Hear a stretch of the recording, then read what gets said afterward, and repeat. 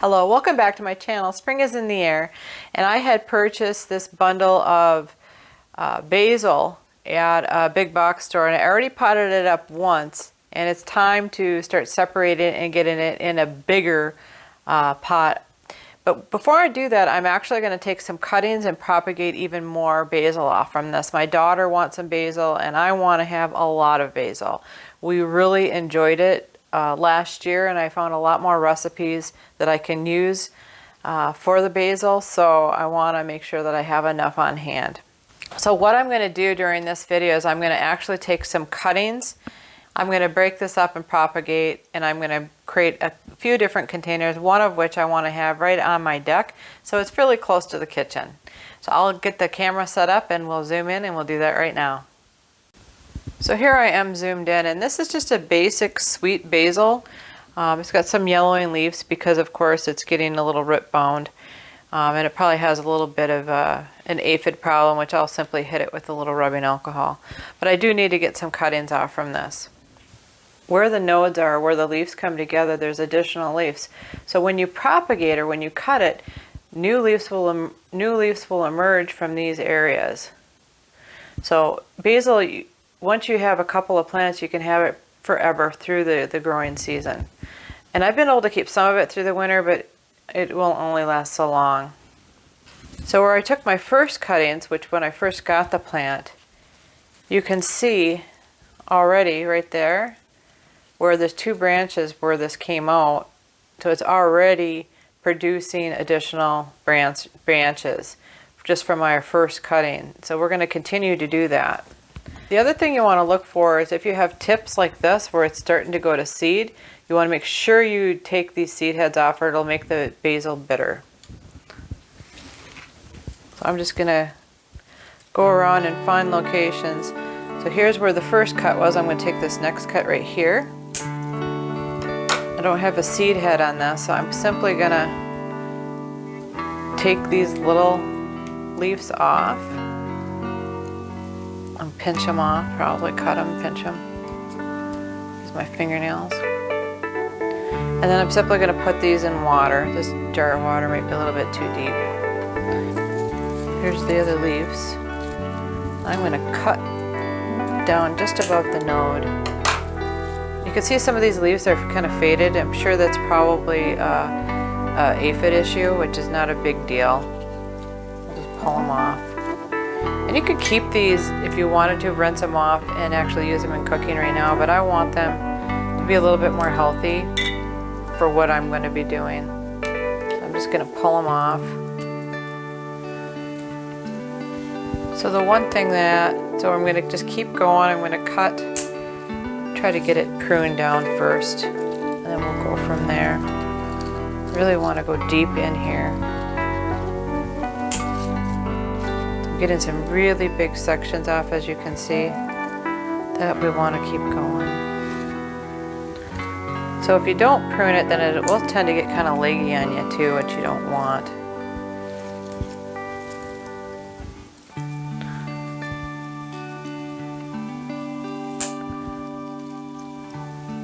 See how faded that is? That's usually an aphid problem.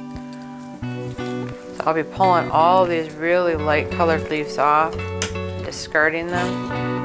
Put them in your kitchen compost if you've got that. And these taller ones, I'm going to take cuttings and just going to keep doing this.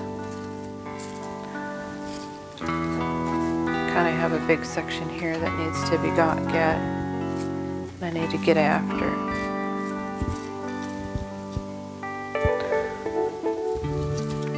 Here you can see this is a long stem. I'm going to take that cutting right about there, get that off there. Makes me want to start cooking. It certainly smells like summer once you start getting your first herbs propagated or harvested. Since my stems are really going to be quite shallow, I've decided to go for a smaller bowl for this. So I'm going to take everything that looks infected off, get down. So everywhere where there's an intersection or where those leaves are coming together with the stem, that is where we will get roots coming. So we want the roots to come there. I could probably take some of these bigger leaves off just to make sure I've got room. And then what I like doing is I leave some leaves on and I let it hang over the bowl to keep the leaves out. You don't want the leaves getting in the water. It'll get really stagnant and nasty. I'm trying to make sure I'm doing this on camera. I'm going to pull as much of this off as I can. And everywhere where I'm taking these cuttings, you can see there's new shoots that will come out. New leaves. And I just really want to get a bunch in it. I don't know. Can you have too much basil? Somebody comment below. Is that possible? There's so many things you can make with it. I'm really looking forward to making a bruschetta and pesto and just other types of recipes. So if you cook with basil, let me know what your favorite recipe is in the comments. So many choices. These are really kind of big. I got lots of side shoots. These are actually usable. You can see that they look pretty good. Set some aside. I might make a dish tonight with some basil in it. Use them on salad. So right here you got a flower head. You want to take that off. You want that growth point taken off. You want to watch some of these other ones too. If they start going to seed, you want to get all of that off there. But for any of you gardeners out there, now is the time. You can go to your local grocery store and get fresh herbs too.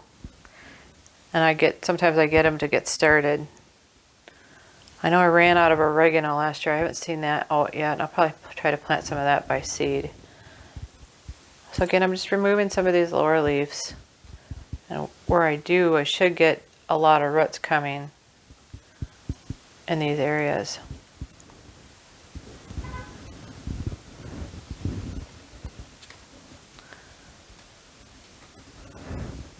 So the next thing I'm going to do is I'm going to pot up this basil. I'm going to break it out. I'm going to throw away some more of these bad leaves.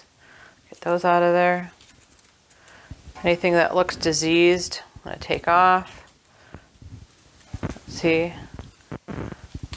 They look kind of bad, a lot of them do. Some of them I'm going to take down quite a bit. This is just my tag. I'm going to move. I want all these leaves out of there. If I didn't get the growth points off, I'll go in now and do that, but I think we're okay. I don't see any problem there. So I'm going to cheat here and just use a little bit of Miracle-Gro potting soil for right now.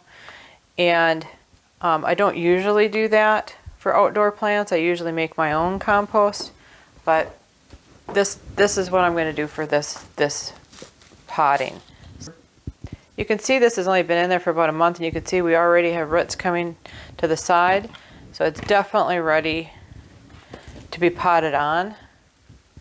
And I'm probably going to break this apart here in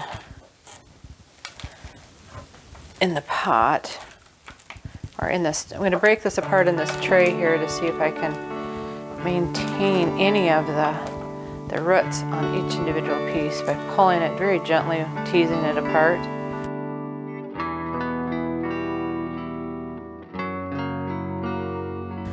Just very simple. So there's a root system on one. Pull this apart here. Two. This I don't need.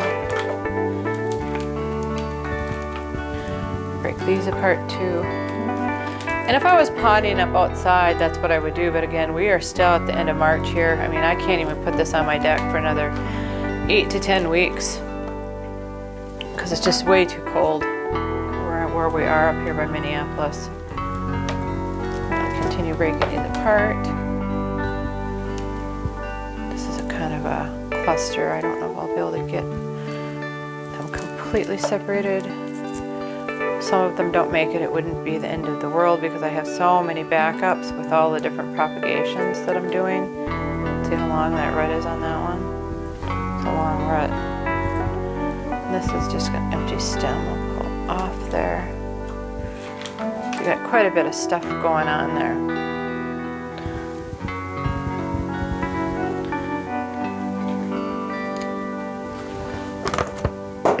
So I'm going to start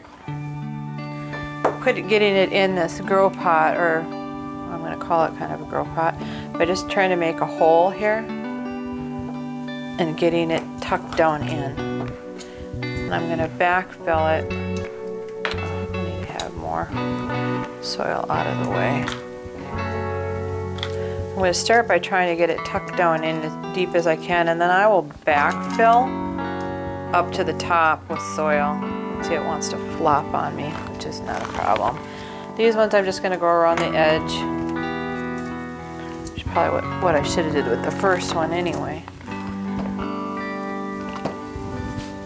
Just keep going here.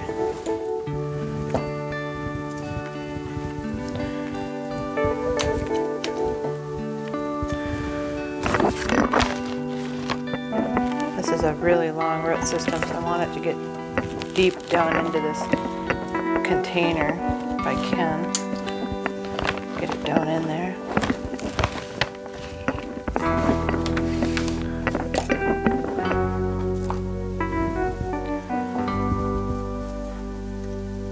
I'm going to put it in here for a while, and I might take a few of them out. We'll see how many of them make it. And then I can always transplant it yet again to even a bigger container.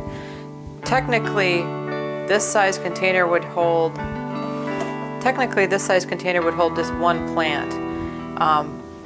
So this is just kind of a preliminary planting, and I'll redo it again later and tear it down. I'm just trying to get it as much room as possible so it can grow on. These roots are, I have to admit, these roots are bigger than I thought they were going to be, which is okay. Now I'm going to backfill this with a bunch more soil.